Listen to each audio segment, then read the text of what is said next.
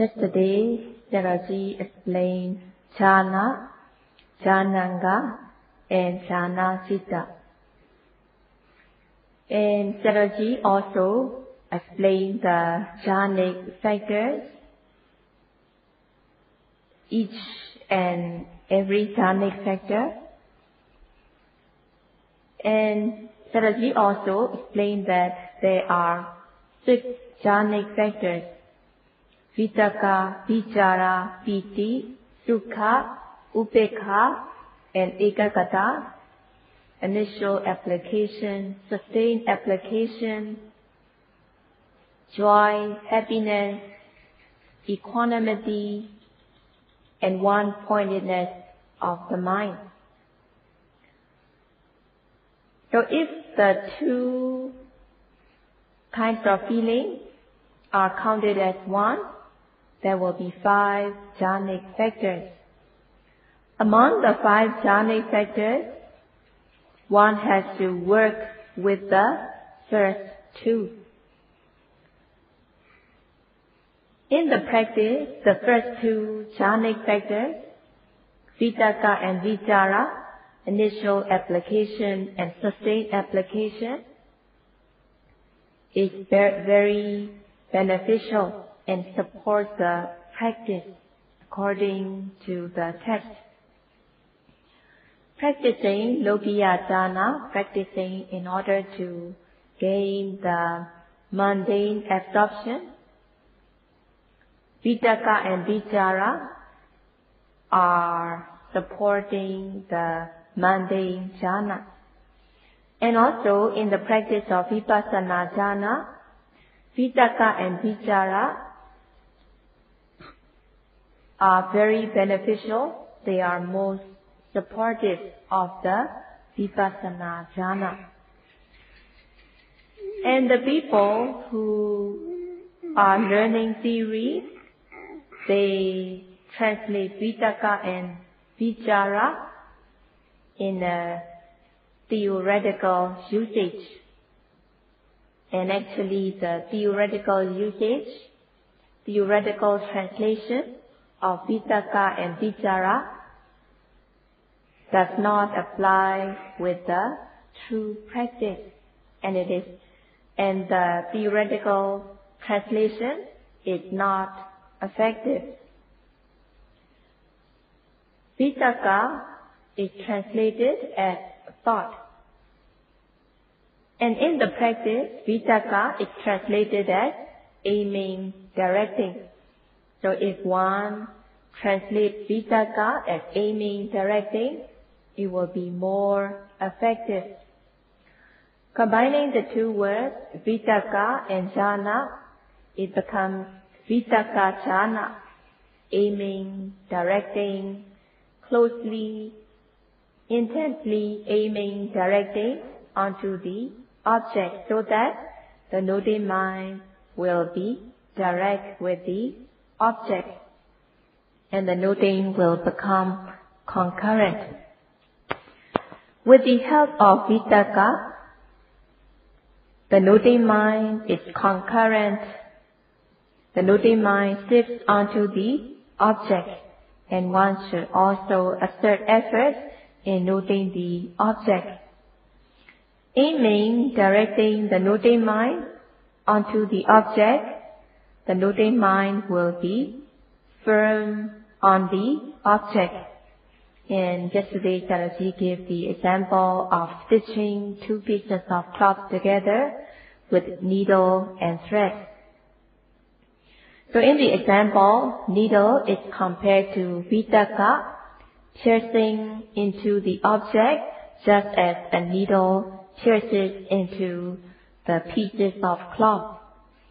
And the thread follows the needle. The thread keeps the 2 pieces of cloth connected, binded. In the same way, Vichara keeps the noting mind firmly connected, binded on the object. So in this way, with the application of Vitakka and Vichara, the noting mind is firmly connected, firmly binded on the object, just as the needle and the thread keep the two pieces of cloth firmly connected, firmly stitched together. And Sayadaw used this example of stitching with the needle and the thread, as Sayadaw thought this example is most effective in comparing to the Vitakka and Vichara. In theory, people translate Vitakka as thought, and it is not effective, and one should be careful not to translate Vitakka as thought, as it is not in compliance with the true practice. In order that the noting mind should be directly concurrent with the object, one should have Vitakka, and without Vitakka, the mind will not be open, blossom, or active. Lacking Vitakka, the opposite mental state, Thina-mitta, sloth and torpor, arise. Thina is not exerting effort, flinching away from the practice. Mitta, becoming exhausted, wanting to take easy. Having Thina-mitta, sloth and torpor, the mind becomes hard and congealed, just like a refrigerated butter. Having Thina and Mitta, the mind will not be open, blossom, or active, and the mind that is associating with Thina-mitta will be effortless, without any energy. So one has to aim and direct the noting mind so that the noting mind will be open, blossom, active, and the noting mind will be directly concurrent with the object. So Vitakka should be applied in the practice. By applying Vitakka in the practice, Vichara will automatically develop. And Vitakka and Vichara are very supportive. They are very beneficial to the jhana. In other words, they are very beneficial to the mind. Having Vitakka, Thina-mitta has no chance to arise. When Vitakka is present, Thina-mitta, not wanting to exert effort, feeling exhausted, such kind of mental state has no chance to arise.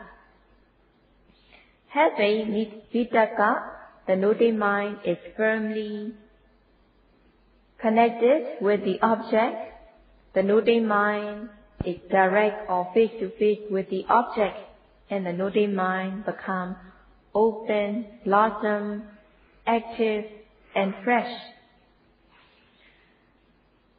Vitakka is directly opposite of Thina-mitta. Thina-mitta makes the mind polluted, and also Thina-mitta weakens knowledge. Applying Vitakka, Thina-mitta has no chance to arise. And also, one should exert ardent effort in noting every arising object so that the noting mind will reach the object. Exerting Vitakka and Viriya, Thina-mitta has no chance to arise, and thus the mind will not be hard or congealed like refrigerated butter. When there is no exhaustion, not wanting to take easy in the practice, the mind will be active. One will not be gazing or lazy.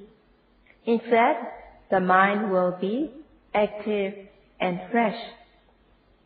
One will not be slow in noting the object, as there is viriya, effort. There is ardent effort keeping the mind active and alert. Noting the object with aim and effort, Tinamita has no chance to arise. Asserting effort in the practice, effort becomes overwhelming that Tinamita cannot arise. Vitakka is directly opposite of Tinamita, sloth and torpor, and viriya, effort, is the overwhelming force in order to drive out the Tinamita. That the hindrance Tinamita has no chance to arise. Having Vitakka and Vichara, the wholesome mind will develop, cultivate, and will increase. If there is 1 minute of having Vitakka and Vichara, the wholesome mind, there will be 60 moments the wholesome mind are developed, cultivated, and increased. And the mind is free from the disturbance of the defilement, and the mind becomes wholesome and healthy.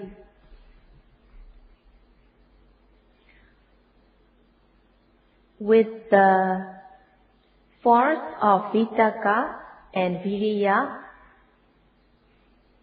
the noting mind rubs against the object and the noting becomes effective.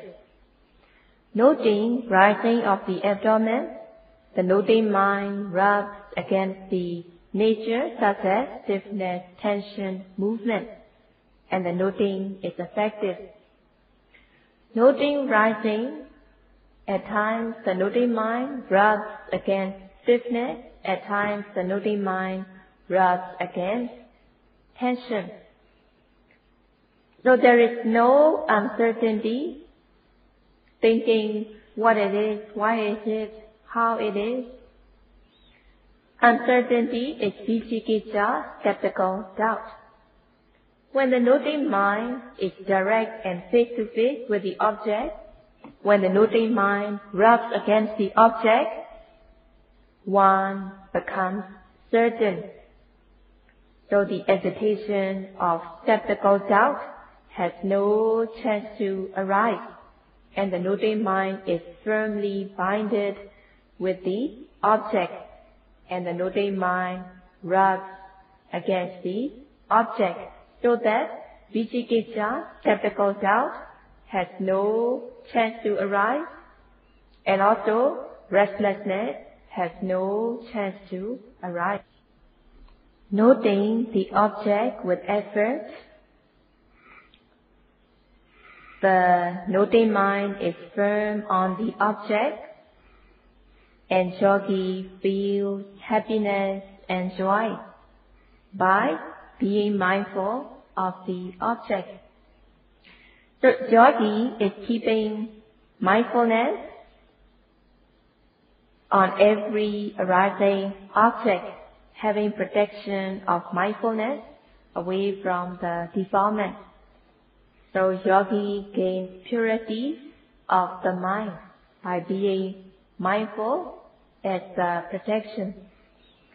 One discerns the nama rupa, cause and effect, and yogi feels satisfied with the practice, becoming happy, and yogi even feels good flashes arising in the body, and yogi feels joy. At the stage of Uddiyapaya Jnana, joy is much predominant. Before the yogi develops knowledge into impermanent suffering and non-self, before that stage, yogi experiences unpleasant sensations such as pain and ache. After the yogi has sat for a while, pain and ache start to arise.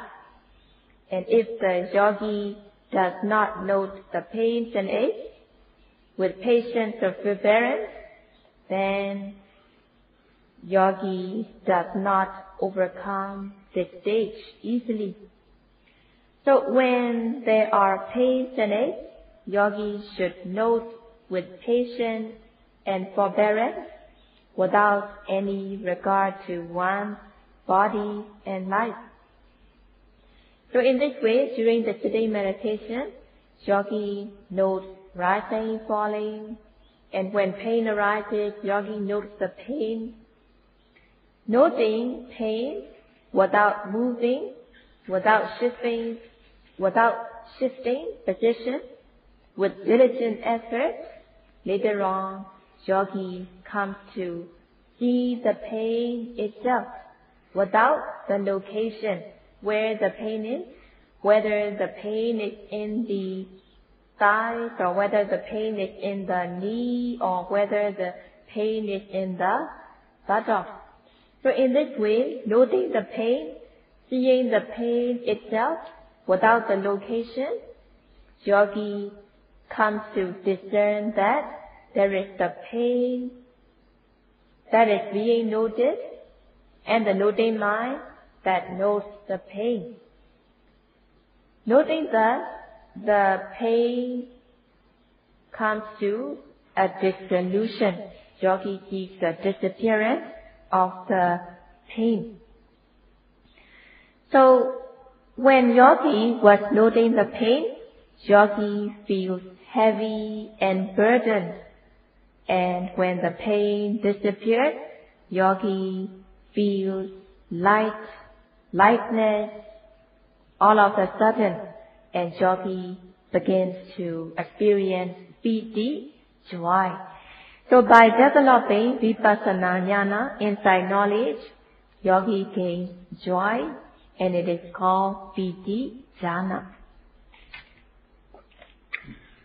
If the yogi does not have diligent effort, if the yogi is lenient to one's body and life, being afraid to get illness or death, then such kind of yogi does not practice diligently, and she takes easy in the practice, noting slothfully. Noting the object with aim and effort, yogi comes to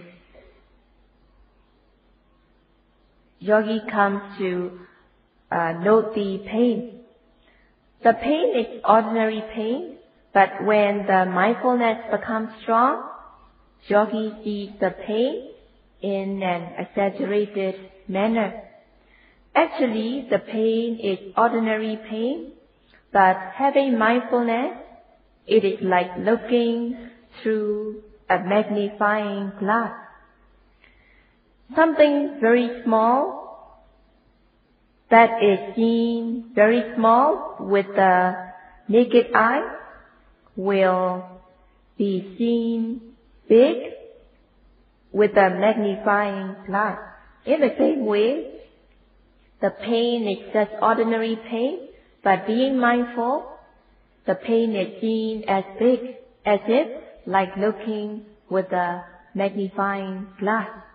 So yogi thinks the pain is excruciating, and thinking that the pain is excruciating, he or she may not notice diligently, or the person may shift position or change posture and such kind of yogi will not overcome this stage.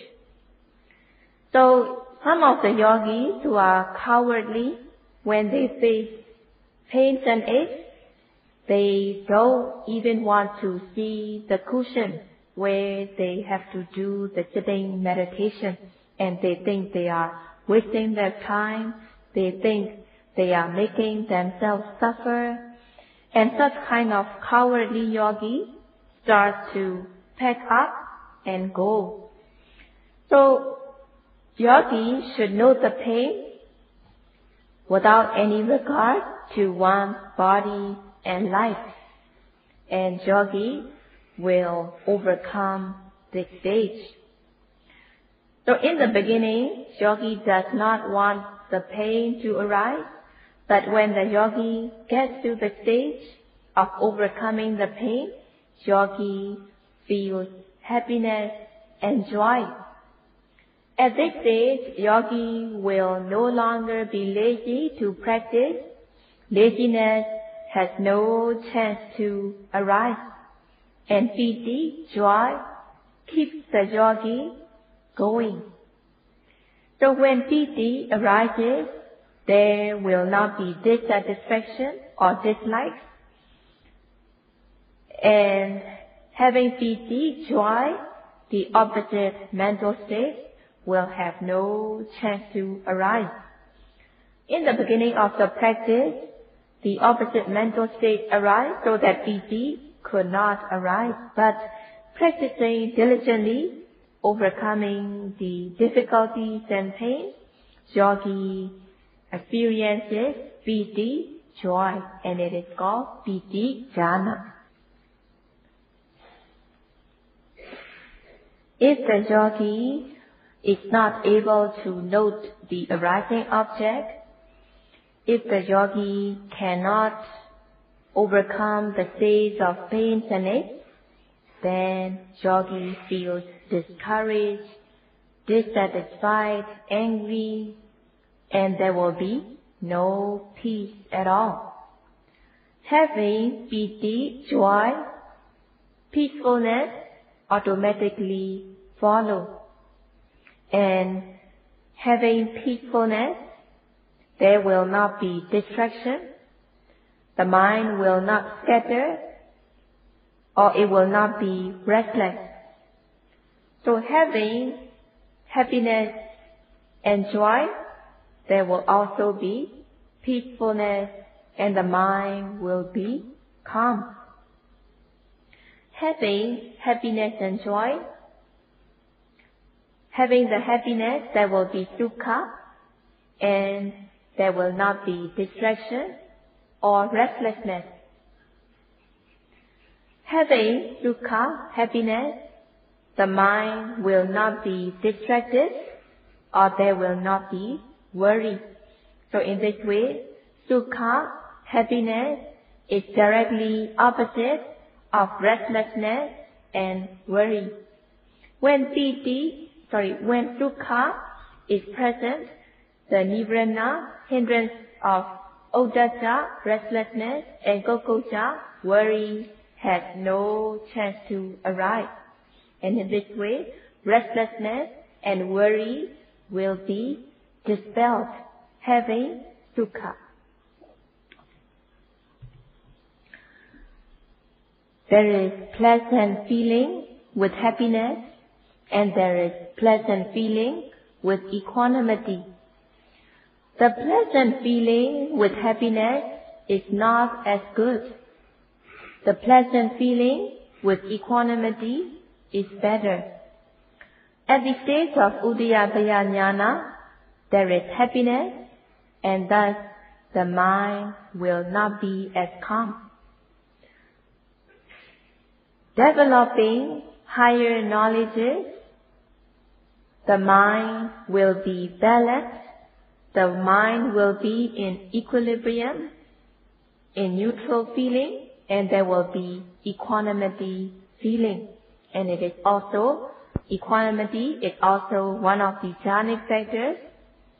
Equanimity is what the Arahats like most.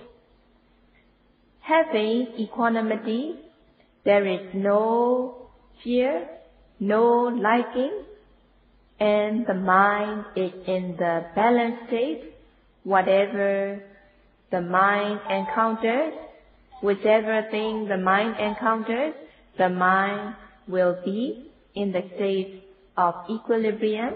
The mind will be in a balanced state. So equanimity is the best happiness. In the practice of Satipatthana, noting the presently arising object with ardent effort, then the noting mind will stick onto the object.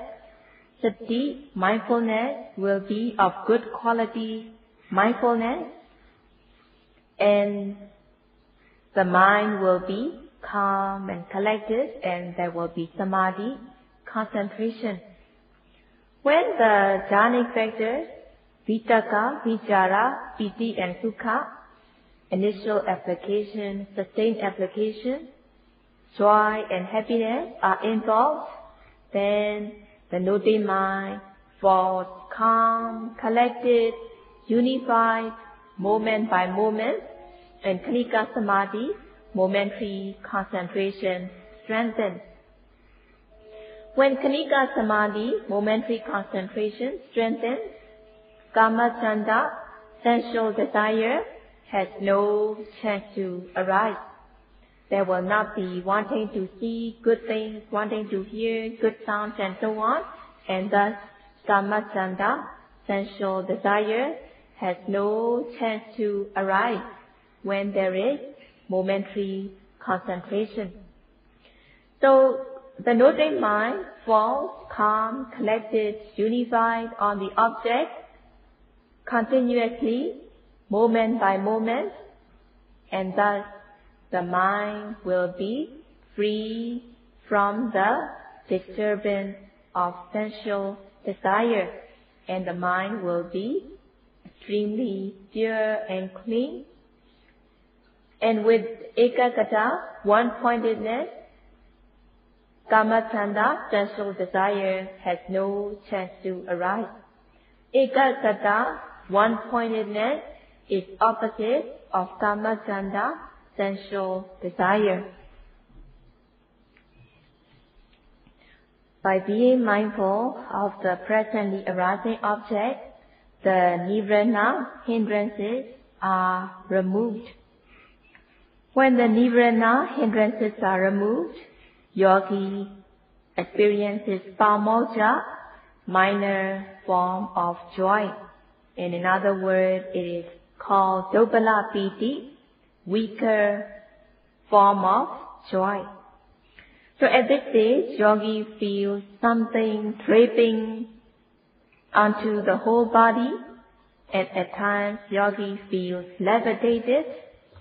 At times yogi feels as if sitting on a very soft cushion or sofa, and yogi does not even want to open the eyes, and yogi does not want to finish the sitting, and his or her sitting may take 3 hours.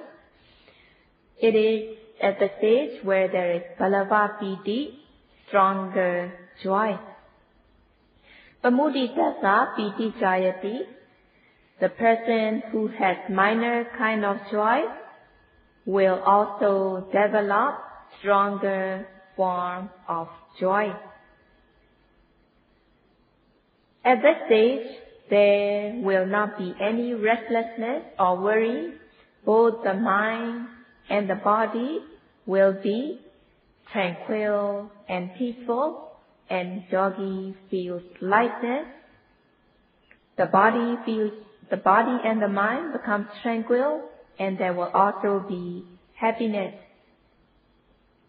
When there is happiness, the mind will be calm, collected, unified.